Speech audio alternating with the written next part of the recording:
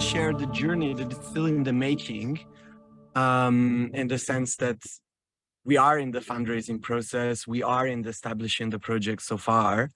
And in this journey, we realized how different our journey has been as compared to other village, eco-village projects, in the sense that normally, projects like, for instance, TDF, they start around, 1-2 people that actually go in a land and they slowly spin some activities and then they figure out things, and then slowly a larger group of people gather, and then new investments, new activity gets organized. Whereas in our case, we basically had a vision, which in my case, it was in Sicily. Lennart will talk about more about this vision that brought us together. And then after exploring this vision in Sicily, I met Lennart, and he was exactly doing the same in attempting to do the same in Azores. So after a while, I dropped the exploration in Sicily because institutionally and culturally, it's very challenging. And I decided I don't want to fight crusades there. Whereas Portugal, as you know, is very progressive, institutionally and culturally. So I felt to lean into this meeting that the universe brought to me. And so, yeah, I leave it to Lennart to share a little bit about the vision of the project so that you have a little bit of context. And then I will share what's the particular journey that we are doing to establish a land trust in a country where land trust doesn't exist, Portugal. Unlike the Commonwealth, unlike UK, where this is an established legal structure. What kind of hacks we are coming up with to still meet those requirements of a land trust, and especially how we are structuring this into a legal structure that embody the bylaws that we call open governance. So basically allowing people to have decision power as a function of how much they are actually engaged. And we're talking about a pretty large project, 200 hectares, more than 300 people, a huge relocation because we're talking about the middle of the Atlantic Ocean. So I think Lennart might have an emergency with this. I know, okay, with this matter. Okay, I'll leave it to Lennart. Yeah, thank you, Oji.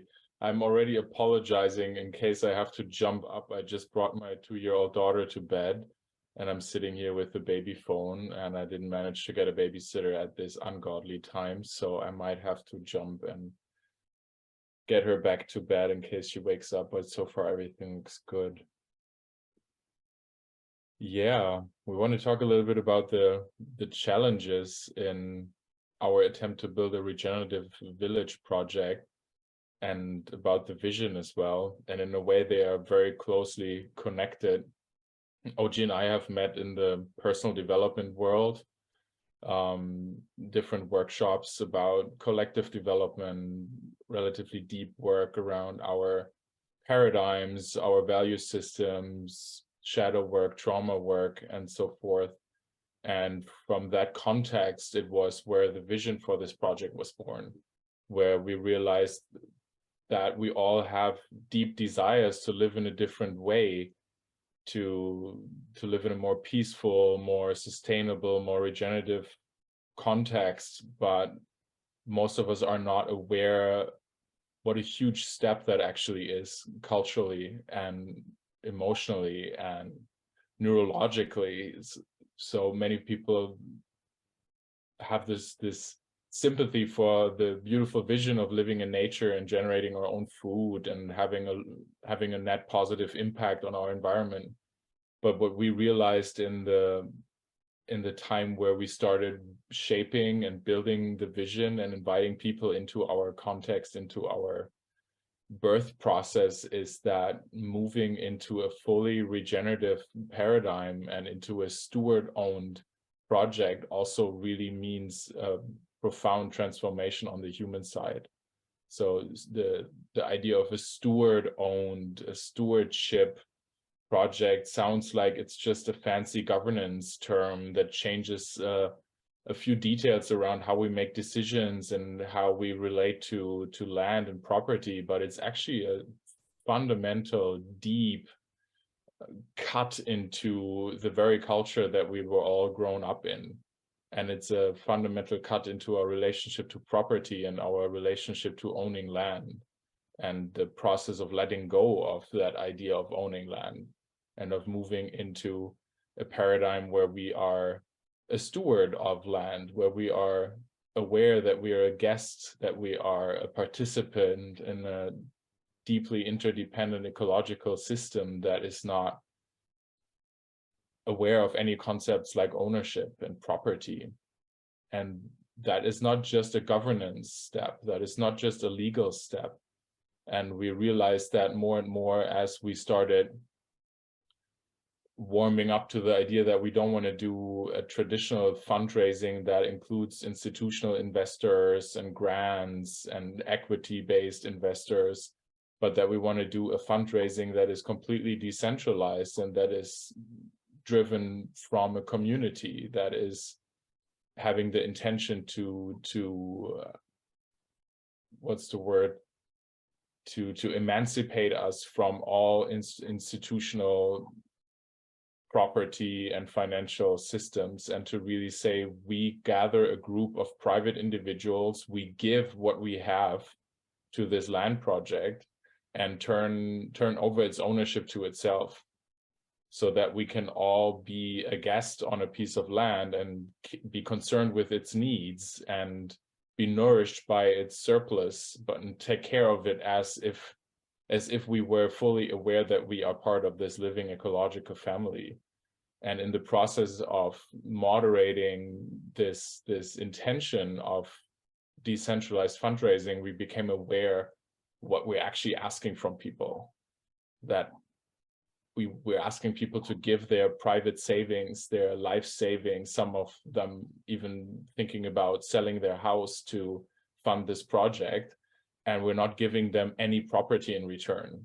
We're not giving them any ownership in return. They're not going to have any control over a piece of land. They're not going to have the security and safety of being able to sell something, to turn something into a profit, to turn something into liquid assets like fiat currencies or anything alike.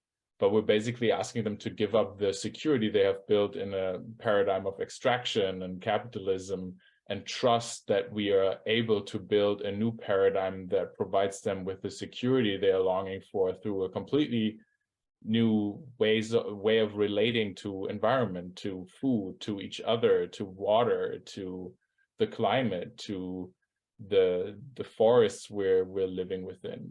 And that brought up a bunch of challenges. So to take 5 steps back, the vision for this project is that we are living in a completely regenerative context with each other. And that doesn't stop in our relationship to the nature, but that goes more also into the human relationships, that goes more into our philosophy of what is a regenerative paradigm.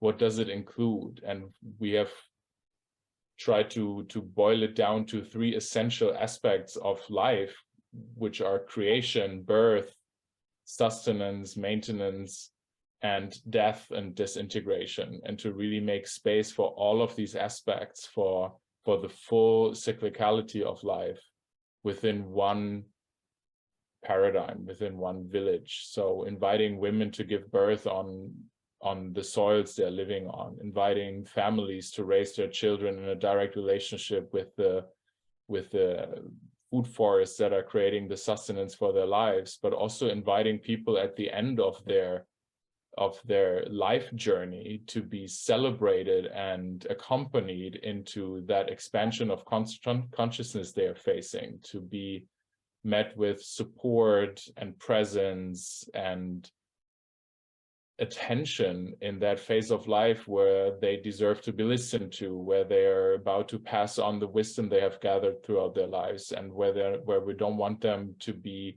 put on sedatives somewhere in a hospice and put out of our attention, but where we want them to be in the center of our attention, the center of the village. And these three aspects are pretty much, yeah, defining the values and the principles and the vision of our project.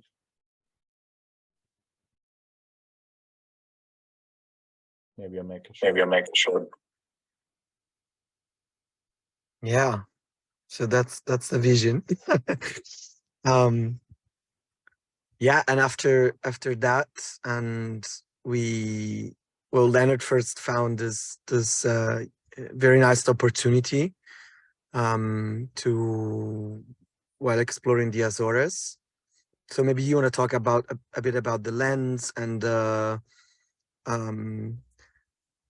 yeah, the way that also like finding these people that don't the current owners that are not really connected with any of this work, that, you know, like maybe heirs that have 1/4 of this land and they're living in New York or somewhere else. And so, yeah, I don't know if you want to add a little more on that. Yeah, something that's interesting about the Azores is that there has been a huge movement of people going to the United States, going to mainland Portugal, going to Europe, and inheriting pieces of land that they're not connected to anymore. So a huge part of the farmland and the forests on the Azores are owned by people who haven't been on the island for generations. And some of them don't even know each other, don't know the other heirs of their land. So one of the pieces that we managed to get for a really amazing price is owned by 14 heirs who all dislike each other, who are all lawyers and doctors in mainland Portugal, who have no relationship to their homeland anymore.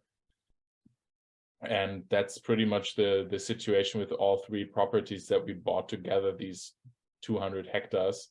And none of them live there. None of them live on the island. None of them are people from the Azores. Some of them are Americans. Some of them are, how do you say, are the children of people who left the Azores generations ago, who have no connection to the land. And we gathered this huge patch of 200 hectares.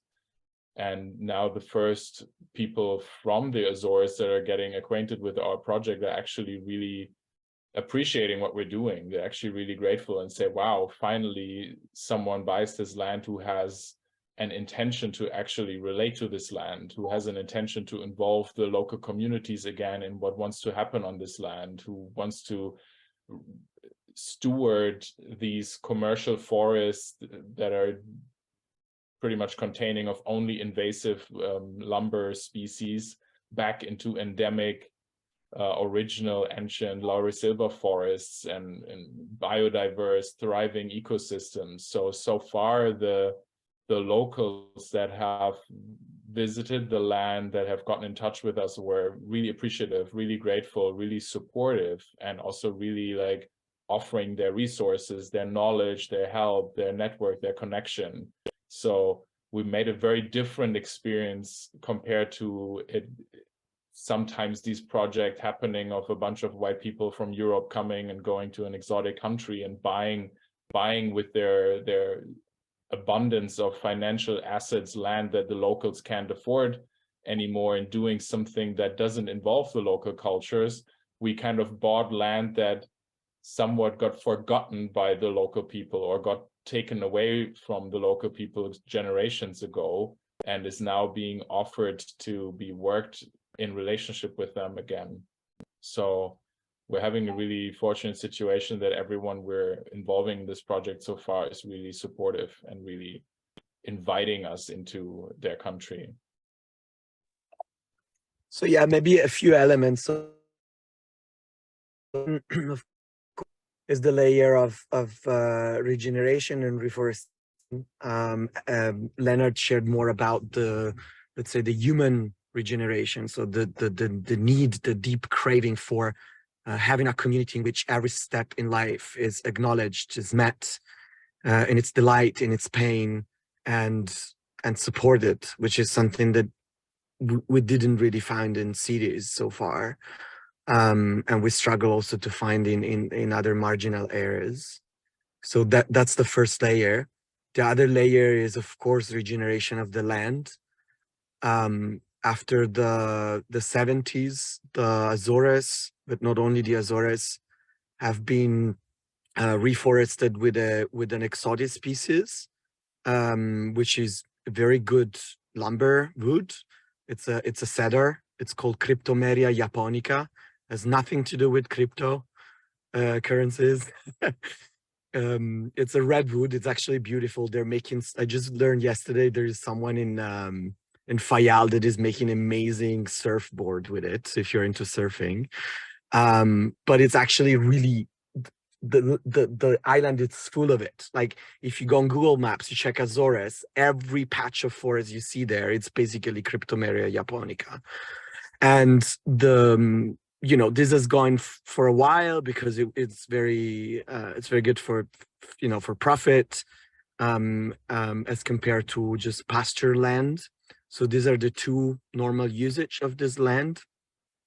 We are lucky because there's no deers on the island, so there's no ticks and things like that in the pasture land.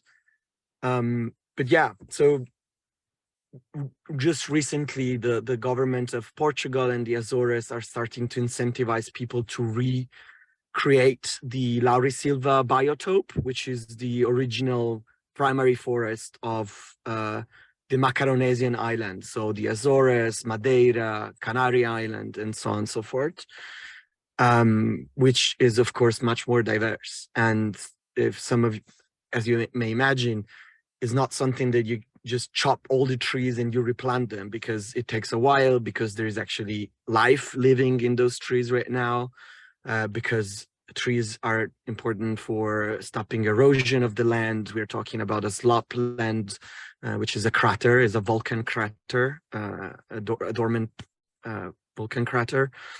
So it's a process going to require decades, but that's coming to the bylaw, coming to our governance. It's our first principle: is the land can never be sold. Our top objective is to recreate the Laurisilva biotope. So when people are endowing their money to join the project, they get the rights to live there perpetually, but as stewards, as people that are caring for these projects to happen, and to care for these projects for their generations that it will take for this to happen. So this is the first challenge, because we have some stuff on the easy side. For instance, sawmill that like this project. I already mentioned the governments that incentivize in this reforestation project. Portugal is, it's pioneering with foundations, with initiatives, reforestation in Europe. So we're really well set in that direction. Permaculture expert, also expert in Laurisilva that we met.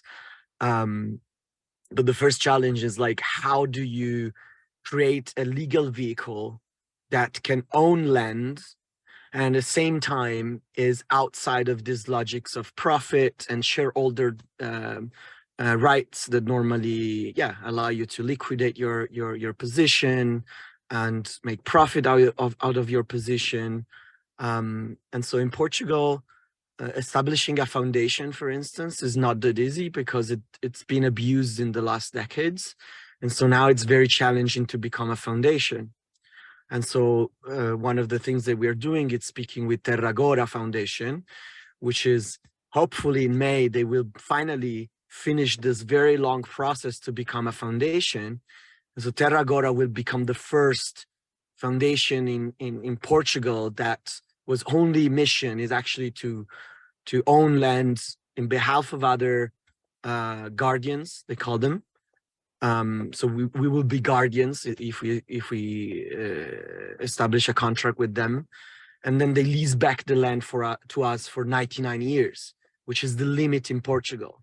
So it's the beginning, and at the same time they're lobbying at the government to actually create something just for land stewardship, like a community land trust you have in UK. So this is definitely telling us that this is not an effort that a single project can do. It has to be an ecosystemic effort, a network effort, to really change the legal paradigm for this to happen easily.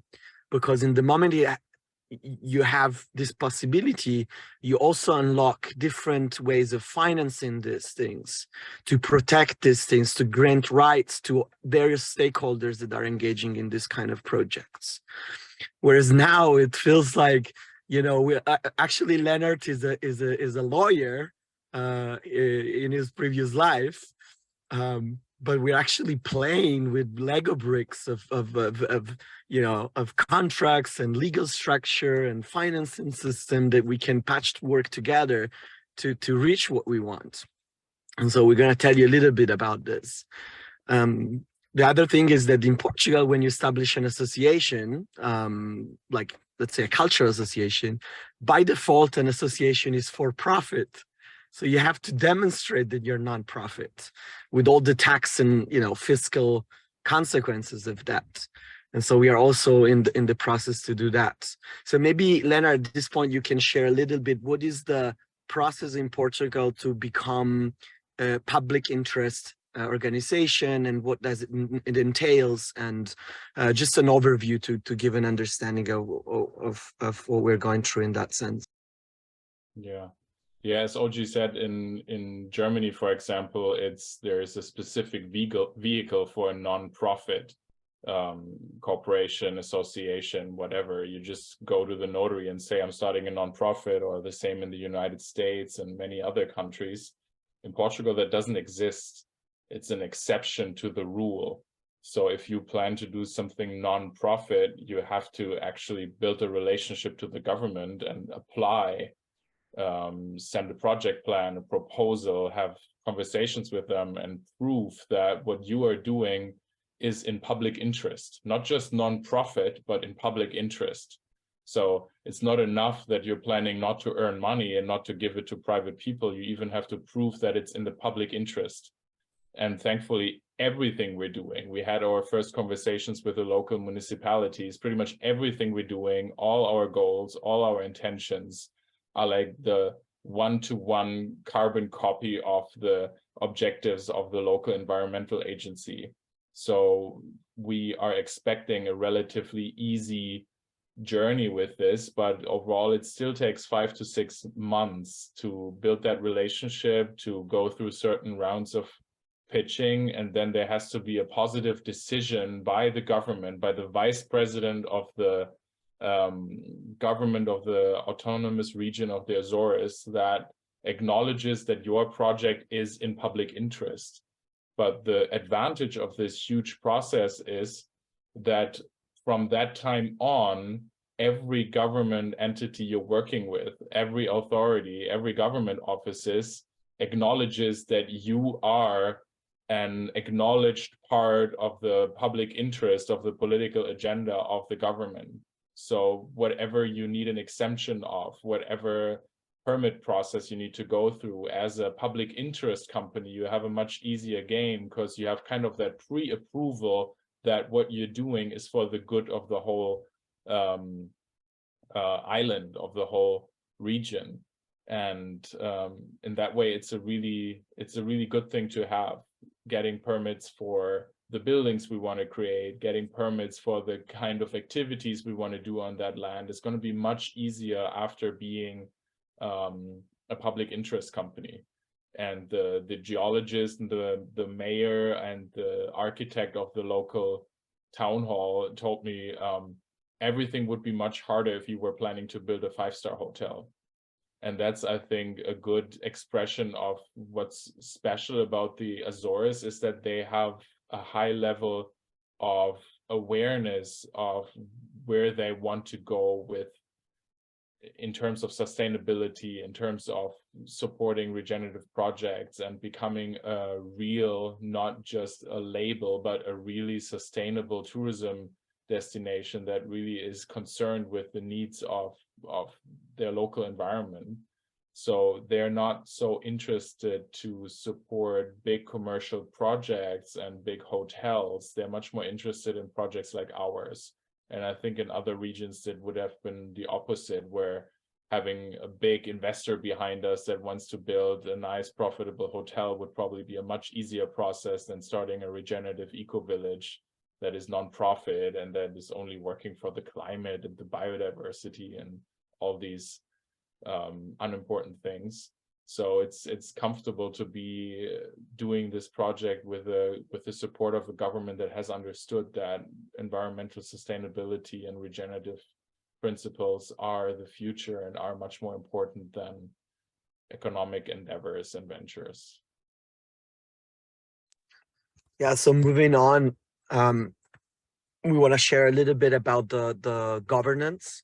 So the informal governance, which will of course be embedded in the legal. I see that the host has shared something. Just a second. Maybe you can just. Yeah, the funding model. Yeah. Well, we get there. So yeah, so just moving on a little bit about the governance. So in terms of decision making, how it's structured and so on. I come, but also Lennart come from organization design consultancy. I've been doing this for 9 years. In any sort of, corporate organization, association, informal groups, networks, consortium and all of that. And it's been a passion for a long time. And then I've been seeing into the Web3 DAO rush, and also been working for a year in a Web3 company. So I'm familiar with many governance models, and we deliberately decided to not go for now with any Web3 things. We didn't want to complicate things to make things even more digital than they already are, because again, this project didn't started situated in an existing place. It started online, and there is an inherent fatigue of running Zoom calls and emails and catching up with people and understanding where they are and asking them to endow in money and join a group of people that they never met. So this is the first big challenge that we are still facing, is like a lot of people, they're resonating deeply with this vision, but there's like, I need to go there, I need to go on the land. And at the same time, we had the deadline for the down payment to secure that piece of land. So it's like a many chicken egg problem, so to say. So in terms of decision making, considering the scale of the land and hopefully the many people and families that it will host, and also considering different backgrounds, and yeah, just be realistic about the fact that in these projects, at the end of the day, governance in itself, it's boring for many people. Like a lot of people want to have opinions, but actually put in the work daily to catch up with information, have relevant context to take proper decisions. It's something that requires a lot of time, a lot of dedication, and not everyone can do it. But you cannot design a village that allow only people that can provide that capacity to be part of a democratic process, to be part of taking decisions, right? And so, and at the same time, again, you cannot allow the tyranny of structurelessness, of everyone equal one, kind of thing, to like chaos to basically take place, right? We've been experimenting those models in previous experiences. They didn't work. We don't believe in those models, but we believe in purpose-aligned stewardship model, which means an open governance model, which basically means there is a purpose, which is very high level. It's protecting the land, regenerating the Laurisilva, very few values. We want to honor death, life, everything in between, trauma-informed, everything that Lennart shared. But this is an evolutionary draft to be embodied, situated in a place and in bodies that live together, work together. And so this is just the beginning of it. And those principles, just like a constitution of a country, have to be protected by a group of people that says, yes, I have enough time, capacity, and trust of other stewards to take decisions on behalf of other people.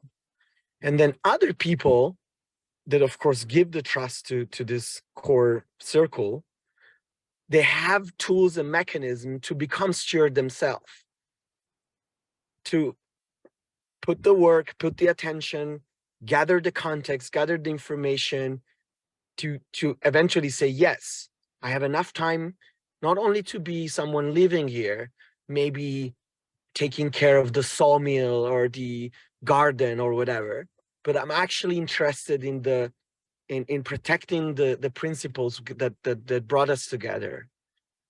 So it's a hierarchy, but it's a hierarchy that it's a function of protecting the principles that are established at the beginning in terms of regeneration. And those principles themselves, they're not ideologies. In the previous panel, somebody was talking about Hegel and, you know, philosophy, and it was very interesting. We want this to be embodied and alive. So maybe in 5 years, we will figure out that some stuff, some conviction that we have at the beginning, they have to change and mutate in a different way. They have to, to mutate. So the governance we are designing, it's geared to do that. I'd be very, very happy to share it with you in the full-fledged mode, also with the like how this translates in legal jargon, so that you can have a draft and avoid spending so much money in lawyers like we're doing right now, so that you can, this can be a blueprint for other organizations to do similar things. But yeah, it's basically like a 2 circles model, and it's open, so you can get in the core circle. There's no nepotism, there's no, it's just that at the beginning, there are people that trusted each other enough and say, okay, I have enough capacity to commit to this. And so we are midwifing this project into existence. But once it exists, it's open for other people to actually come at the center and take on responsibility and help this project in that sense. Myself, I think I'm also really midwifing, and then, you know, maybe in a year or so, I will take a different role. I will perhaps just focusing on certain aspects of the community and not be interested in the governance. So that's roughly the way we're structuring the governance.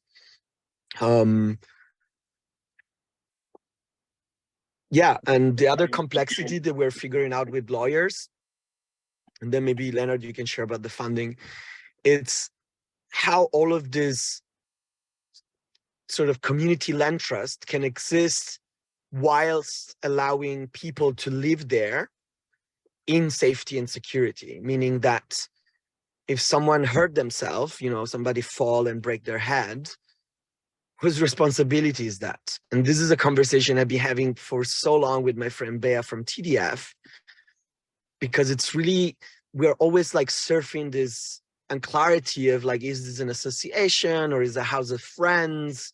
Like, who's responsible? And when you scale this to 300 people, it's a kind of a different conversation, because the likelihood of this happen is not just an event, it's like people living for months. And so we're figuring out how to embed that aspect as well without spending a lot of money in insurances and, you know, other scams. But yeah, so this is the bits on the governance. And yeah, I think you can summarize our governance model under pretty standard self-organization principles and a strong commitment to leadership.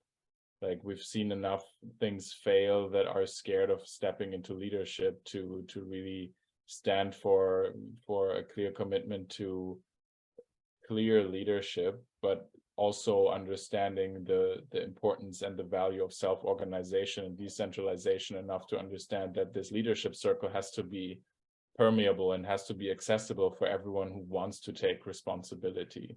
So there is no closed shop in the center of people running the show, but there's a group of individuals who have started saying, I'm taking responsibility, and they have decision power, and whoever wants to join that circle and take responsibility and contribute can join that circle. And there's also a rotation principle where everyone who's a resident in the project can rotate into that circle of stewards without needing to take long-term responsibility, just to have access to transparency and participation. And in terms of Yeah, the funding model.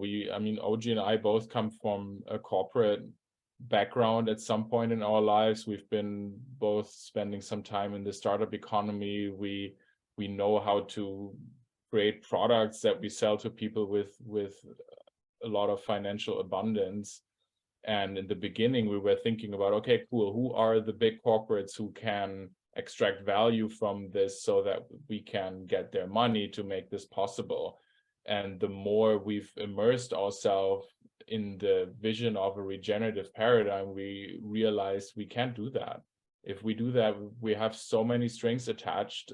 People will have interests, even if there are no legal interests on paper. People who we owe large amounts of money will start influencing our decision making in one way or another. And it was also Joe Brewer, who is a contact of Eugenio, who really gave us a very clear talk at some point and said, guys, all these ideas are amazing, but if you sell out in these directions, you are going to compromise your principles sooner or later. And he was the one who gave us the confidence to trust that the resources we need are already available in our extended community and among the people who want to live here at some point, who want to participate in this project. And that it's actually us who have to do the kind of inner work to find the confidence to ask for this money, to ask people for their private money, and to say, hey, I'm not going to give you a single bit of equity, and I'm still going to ask you for a lot of money, because this money is going to buy us independence and sovereignty from all these financial structures that we are still embedded in, and we're going to give this land back to itself. So it's it's an education project at the moment.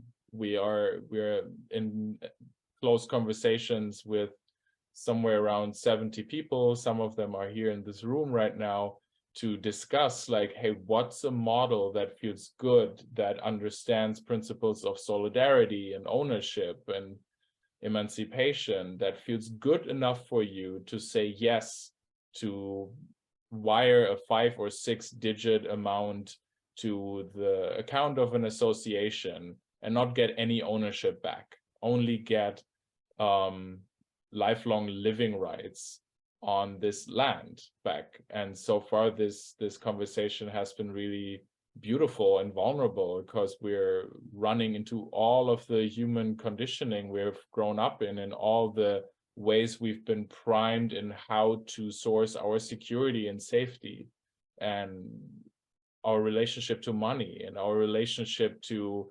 equality. Everybody talks about it, but as soon as we ask different amounts of money from different people, depending on their financial capacity, it starts to feel different. And so, for example, we have established a model where we say we have a minimum amount that everybody needs to contribute who wants to live there and who wants to be a resident, a lifetime resident. But we ask you to make a decision in integrity where you decide how much capacity you have to contribute to this project based on your income and based on your available assets, so that we can lower the price for the people who don't have so much. Because it was very clear to us that we want to be affordable for the single mom from Poland who has 3 kids and who wants to live in a more nourishing, more healthy environment. But we also want the single childless white male entrepreneur who made millions with crypto to join us and to pay more without getting more. So everybody who makes a decision to buy a membership receives the same rights. There's no differentiation among how high the ticket was that you bought. Everybody gets the same. Everybody gets the same lifelong living rights. And so far, we've been running really well with the process of letting everyone decide on themselves. And yeah, that's the model we're pursuing so far. We have, of the 1.4 million euros that we need to buy the property so far from within the community, roughly 1.2 million have been announced without any legal commitments, just like an expression of, I'm willing to pay this amount of money in the next 2 or 3 years. And now we're in the process of clarifying these commitments and seeing how much of these resources can come in the time of our property deadlines, which we've been constantly pushed by. So although we would at this point in time prefer to have conversations that are much more focused on the human aspect of creating something of this magnitude together, we've been forced by the deadlines of the properties to also constantly talk about money, which has been a huge emotional impact for us in the process of building relationship, building community, trying to get to know each other through something so depersonalized like a Zoom chat, trying to make decisions like, hey, do I want to live with this group of people? Do they share my values? Do they share my vision for how to build a life and deeper relationship with this living ecology? And at the same time, we constantly have to talk about cash, and not just about cash in the long term, but like, okay, who can pay in the next 2 weeks? Okay, again, another deadline. Who can pay in the next 3 weeks?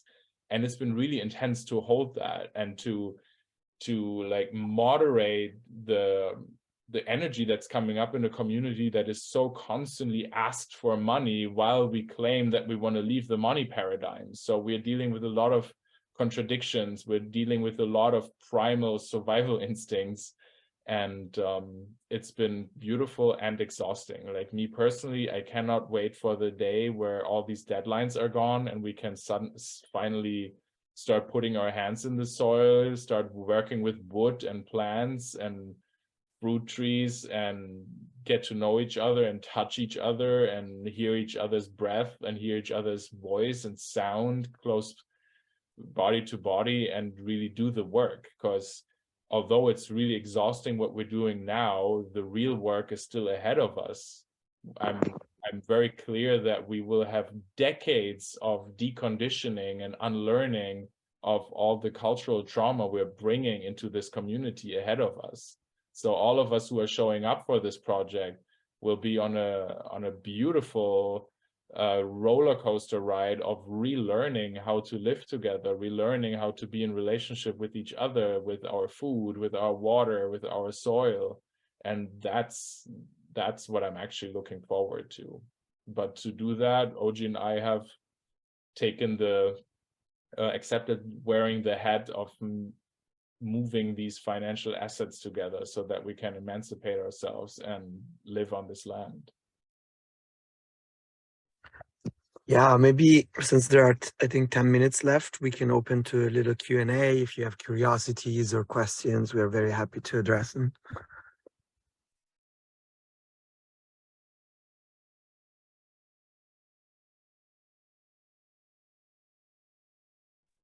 I know Raji had put in a question.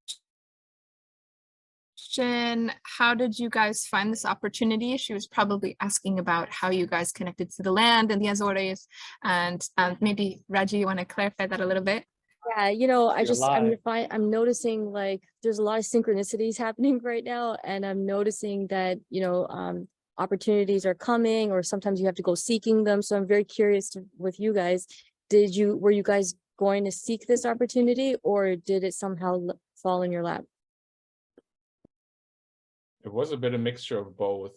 I think one of the most important synchronicity was OG and I having lunch and both saying almost like verbatim the same thing. I want to build a community centered around the rebuilding of our relationship to death on land. And we were both like, oh, wow, okay, there's something that already felt like there is something living that is inviting us in instead of us creating something that isn't there.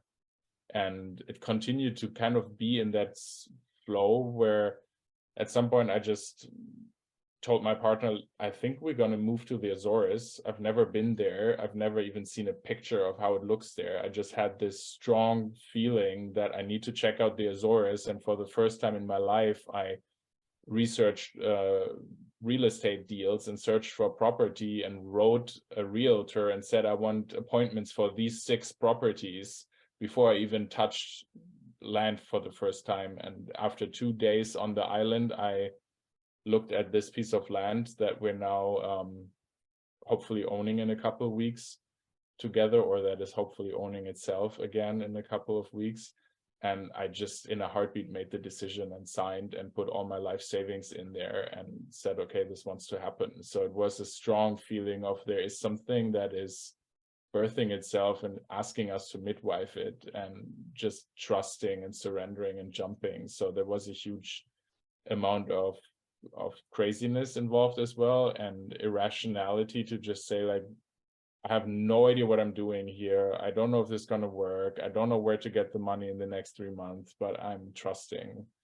And yeah, now we're in the process of bringing people to the island for the first time so they can feel the energy that we felt on this piece of land, and so they can connect to our vision a bit more real than just through Zoom.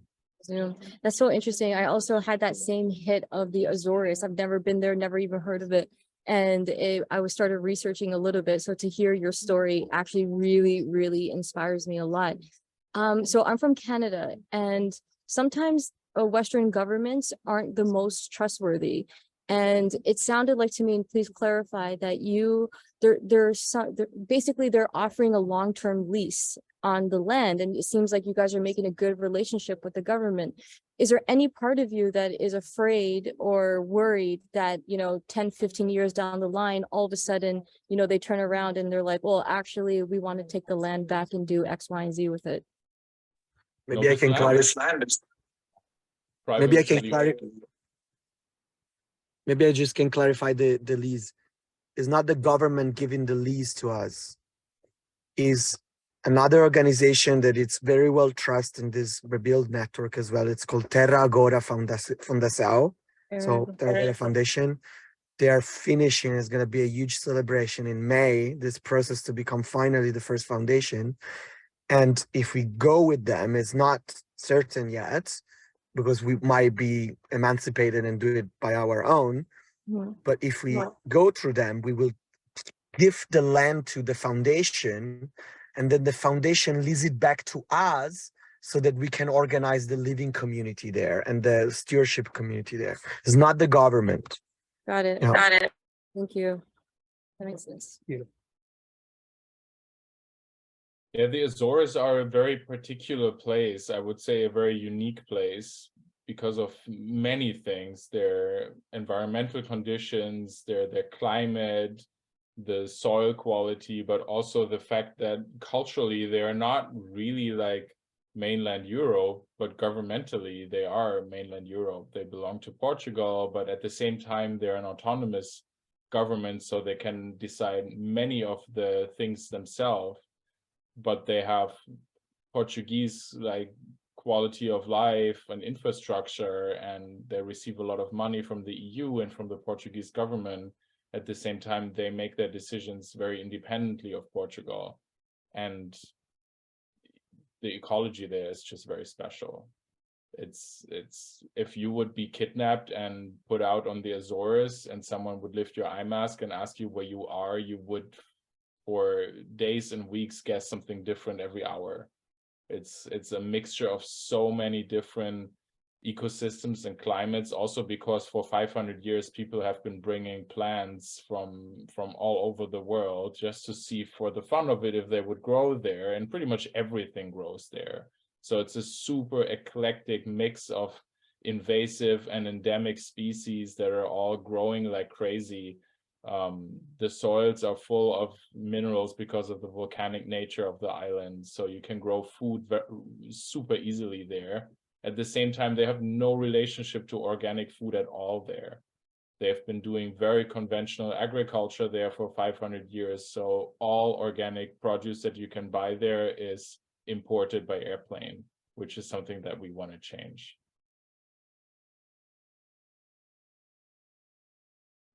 Yeah, except the Gorreana tea, which is the only tea plantation in Europe, and it's fully organic. And we have a friend, which is the Meta Mate owner, that wants to do mate in Europe. So it's going to be the first mate production in Europe, most likely, if you're into mate. So what are the levels of participation that you are inviting people to get involved in Alma de Solo at the moment? Well, right now we're really focusing on the early contributors who want to become full members in terms of the financing of the model and also the initial seeding of culture on the land. We want to do that with these early 60 people who have said yes in a very vulnerable phase and really come together and build culture and build a life there. And then I would say a little less committed way of participation would be volunteering and being a guest and just coming over and getting to know the land, getting to know us, working on the land with us. But we don't have like different models in place yet. We really focus on this early membership, which comes with the financial contribution and the rights of living there forever. And then whoever isn't ready to do that can come as a volunteer for anything between 2 weeks and 3 months. And we have a lot of stuff to do there. And of course, any connection, for instance, we've been helped a lot by GaiaNet people and other networks, TDF. So any connection that you think, oh, I have a person in mind or have an organization, a team in mind that you think might be relevant for what we've been sharing today, please just reach out to us. I can leave my Telegram contact here. But yeah, we thrive in this synchronicity, for sure.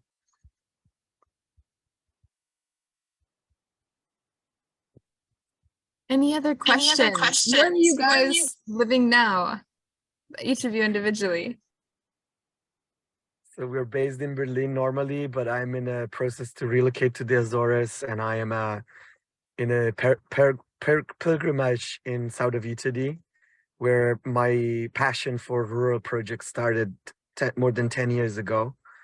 Doing some diving, some seaside stuff, and yeah. And in the end of May, we will meet in the Azores to begin this dream together. So yeah, if in June and July or August you feel like you want to visit us, please, let's make this happen. We're very happy to meet you. Actually, we will be in Portugal traveling, so we'll see you there. Stephen asked a really good question. How does the right to live there work for descendants of members? Founding members, obviously, as you explained, get the right to live there for the entirety of their lives, but how does that work with inheritance? Yeah, so as we are wanting to move away from a property and ownership equity model, of course, the question of how does inheritance work was coming up as well. And does inheritance even happen? And for us, this is, of course, something that will be shaped and evolve over time. But our current idea is that descendants who have been part of a household on the island, so for example, parents coming now, buying a membership and raising their kids on the island, are automatically becoming members as well. But descendants who are not in relationship to the project, who have not been part of the household, would have to buy themselves in. So there's no like impersonal inheritance that is passed on for generations the same way it happened to this land before, where people say, oh, I have this Alma de Solo right that I've inherited from my grandfather. I've never been there. I'm not in touch with anyone there, but I will now just build a house there and go there. That's not going to happen. So we're not going to have something that you can inherit and pass on, but we are committed to take care of the people who are part of the households of members. So children growing up there will not be kicked out when their parents die, but they will automatically become members of the project and residents of the project with their own genuine living rights, but they have to be part of the project for that. Yeah, and just to add to that, it's a very interesting question. Essentially, so two things. One, considering that this is a draft, so I will be sharing in the next 2 months with the wider community, because we also have to iterate with our internal community all of this. But essentially, we're designing a shift out model that, of course, like if something very bad happened, there is immediate shift, like, I don't know, if you kill someone, you know, or things like this. But shift out based on engagement. Let's say that you buy into the project and then for 5 years we don't hear from you. Then it means you don't care about the project. We hope you're fine and alive somewhere in the world.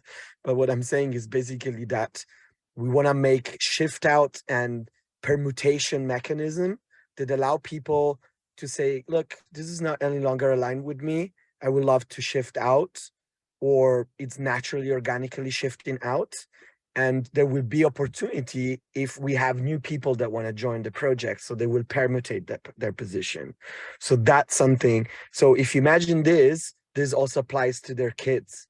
So if their kids grow up and they go somewhere else, everyone will always be welcome, but it's, are you making this your life or a significant part of your life? That's the sort of threshold we have to understand how to deal with. But yeah, that's the kind of guiding principle that we're trying to design for. And I feel like that's also an expression of what stewardship really means. Like, we have to remember that we are guests on a sovereign piece of land, and our right to live there comes with the reliability to be concerned with the needs of this land. And whoever is not concerned with the needs of this land naturally phases out of the project. So there's no ownership. The right of living there comes with the liability to take care of it. And the money really is a contribution. You're not buying something that you own.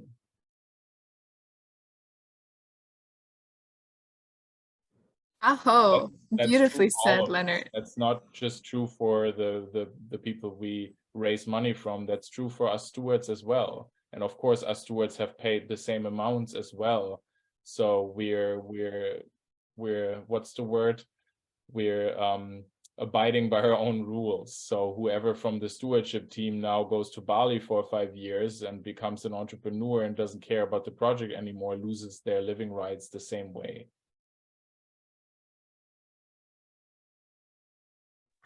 Thank you so much to join us. And yes, thank you, everyone. Oh, here, last words, Eugenio. No, I just wanted to thank you all and thank you, Nicole, for hosting us and the rebuild and all the work that it's behind this. This is so important to create containers like this. So I just want to express my gratitude and yeah, and for your presence at this time of the day on a Saturday. So yeah. Yes, we are ending. Remember, tomorrow we're going to have tons of village pitch presentations. So they will be back-to-back presentations from people with villages from all around the world. We'll have our closing ceremony. This is it for today. Some people on the more eastern side of the world are in a very late time zone right now. So I respect that you guys are here and present and showing up. I hope you can all get good rest today. Have a good rest of your day if there's any left of it. And let me just check. Annie was asking for a final message to share with everyone. And tomorrow we'll be playing a game to develop the Village Builders Handbook that was written last year at TDF by 20 people in 10 days. So look forward to more amazing talks and discussions tomorrow. Make sure to tune in. And thank you all for your presence. It is a gift.